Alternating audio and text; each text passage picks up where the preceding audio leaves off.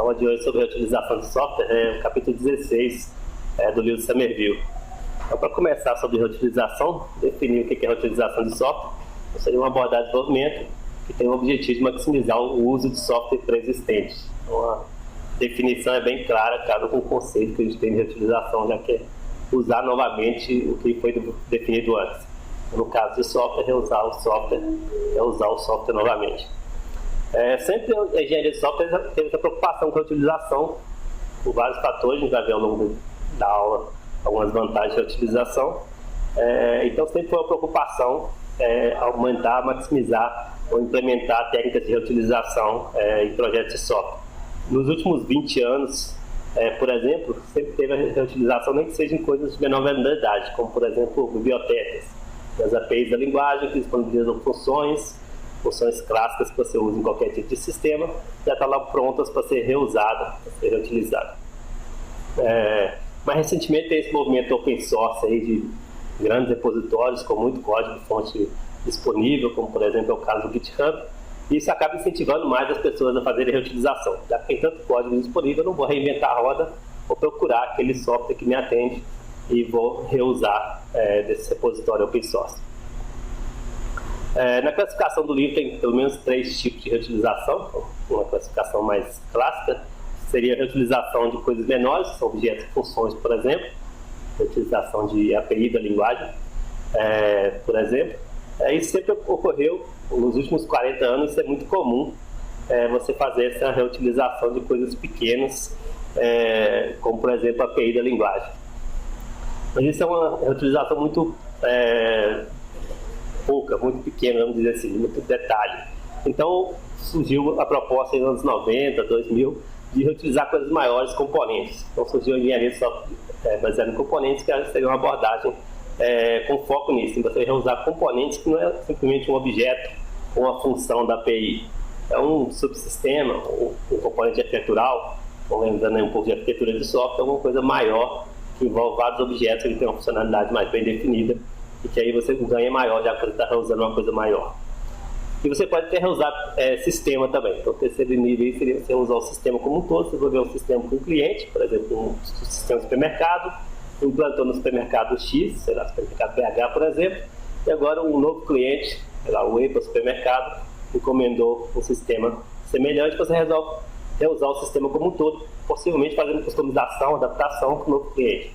Já que o novo cliente tem os requisitos um pouco diferentes do cliente anterior. Muitas vezes tem que envolver na casca, por exemplo, da interface, a interface de um cliente era verde e vermelho, do outro cliente era azul e amarelo. Então, às vezes, tem que fazer adaptações, customizações, quando é possível você reusar, em alguns casos, o sistema como um todo. Tem algumas vantagens de reutilização no geral, vale para qualquer dos tipos ali que a gente discutiu. Redução de custo e tempo, talvez essa seja a maior vantagem que convence os gerentes de projetos, dono de empresa, a tentar maximizar a reutilização na empresa. Porque se você reusa uma coisa que já está pronta, você não precisa desenvolver de novo. Você não precisa desenvolver de novo, você economiza. Economiza tempo, economiza recurso financeiro, economiza dinheiro. Então essa talvez seja a principal vantagem, a principal marketing de reutilização. Outras vantagens, aumento de confiabilidade. Então se você já desenvolveu o software, já implantou no cliente, já testou e aquele software funciona, então ao usar o software como um todo ou parte dele no segundo cliente, a tendência é que esse software funcione bem, já foi testado, está funcionando na prática, se tinha bug já foi detectado e corrigido. Então a tendência é quando você faz mais reutilização, você aumenta a confiabilidade do seu software.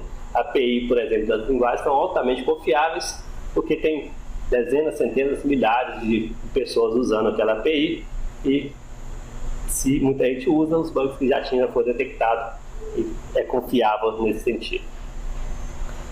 Uma terceira vantagem discutida no livro também é a questão de reuso de especialista. Então, se você tem recurso humano que é escasso, a pessoa gastou tempo para desenvolver um software, resolver um problema, então você, ao reusar aquele software, está reusando o conhecimento daquela pessoa que empregou na solução daquele problema. Então, ao reusar software, na verdade, você está economizando os seus especialistas, está reusando o conhecimento que foi empregado na construção e desenvolvimento daquele software. Uma última vantagem discutida no livro também, questão de adequação de padrões. Quando você usa módulos em vários sistemas, a tendência é que o software fica com uma cara parecida, tanto do ponto de vista do usuário final, a interface, por exemplo, é parecida, como a equipe de desenvolvimento. Os próprios desenvolvedores se acostumam com aquele estilo de software, porque ele é parecido com o que você usou no outro sistema. Então, para dar um exemplo de interface, como se for software do pacote Office da Microsoft. Então, eles têm uma cara parecida. O Word tem uma cara parecida com o Excel, com o PowerPoint, etc. Então, os usuários se acostumam com esse tipo de interface e a interface está ali de propósito, elas são semelhantes de propósito. O porquê que elas são semelhantes pode ter sido porque foi reutilizado módulos de um produto, por exemplo, do Word, e um outro produto, por exemplo, o PowerPoint ou Excel. Então, o usuário se acostuma com a interface, o desenvolvedor também se acostuma com o código, obviamente vai ter uma estrutura semelhante, já que foi feita a reutilização. Alguns potenciais problemas discutidos no livro. O que é interessante do Somerville é que ele sempre mostra os dois lados da moeda, né? O que é bom e o que é ruim. Então ele discute, por exemplo, custo de manutenção, principalmente se for reusado coisa que você não desenvolveu.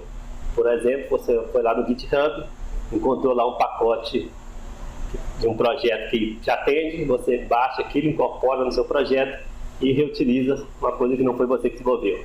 Isso tem a vantagem que ele discutiu, redução de custo, por exemplo, de prazo. Tem a desvantagem que, por exemplo, se você precisar fazer manutenção nesse software, você não conhece. Então tem esse custo associado de que quando precisar fazer manutenção, o software evolui, requisitos mudam com frequência, você vai ter que manter esse software em algum momento, vai ter que mexer.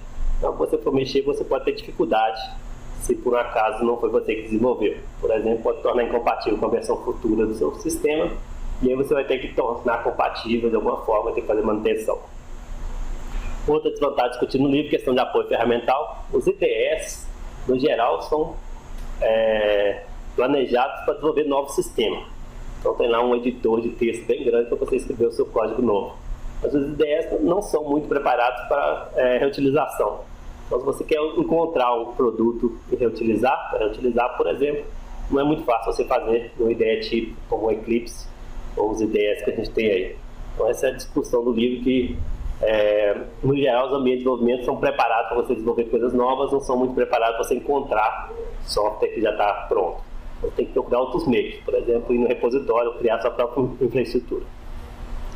Isso é justamente criar essa nova infraestrutura, que é um dos pontos negativos também discutido. O terceiro ponto, que é caro você criar essa infraestrutura e manter uma biblioteca de utilização. Então tem que pesar se compensa. Você realmente vai ter ganho ao manter uma biblioteca de utilização, porque exige toda uma infraestrutura de você armazenar o código e criar mecanismos de encontrar aquele código. Não é só armazenar, tornar um cultural da empresa, facilitar a vida do desenvolvedor, porque quando ele for precisar de uma coisa, desenvolver um novo ou atender um novo requisito, não comece a desenvolver do zero. Vai primeiro procurar na sua infraestrutura, na sua biblioteca, e ele tem que encontrar isso lá. Então, de certa forma, é caro de se manter, tem que pesar se vale a pena ou não. Então, o potencial problema, eu coloquei de propósito unidade de potencial, porque isso depende da situação, né? Não é que vai inviabilizar o reuso de software, mas é coisa a se pensar quando você vai fazer reutilização. Reutilização geralmente exige investimento, exige apoio da parte gerencial. Então, o livro discute como planejamento para reutilização. O desenvolvedor não vai fazer reutilização, muitas vezes não vai fazer simplesmente porque ele quer fazer, vai fazer se tiver algum incentivo para isso. Por exemplo, se tiver um apoio da chefia, um incentivo em termos de infraestrutura, por exemplo, um incentivo de alguma forma para facilitar a vida do desenvolvedor. Então, tem que haver esse planejamento da própria empresa para poder facilitar a vida do desenvolvedor, para que realmente a reutilização aconteça de forma planejada e não simplesmente por acaso. Por acaso, no sentido de que, eu lembro que eu fiz isso aqui semana passada, eu vou reutilizar. Isso seria a reutilização por acaso, o que é bom, mas o melhor é você planejar, incentivar para que as pessoas façam um reuso sistemático na sua empresa. Então, isso que é a discussão no livro. Então, pode acontecer de reutilização porque você deu sorte de encontrar o que você queria, mas o ideal é você planejar, incentivar, investir recursos, investir tempo para criar essa cultura, criar infraestrutura de reutilização. Por exemplo, se a empresa desenvolve sistemas no mesmo domínio, vamos supor que a empresa é especialista em desenvolver sistemas de telecomunicação, por exemplo. Tem vários clientes, claro, TIM, Vivo, outras empresas de telecomunicação, a empresa desenvolve essa cultura de que, então, eu tenho vários produtos que são semelhantes, facilita a minha vida quando eu precisar reutilizar.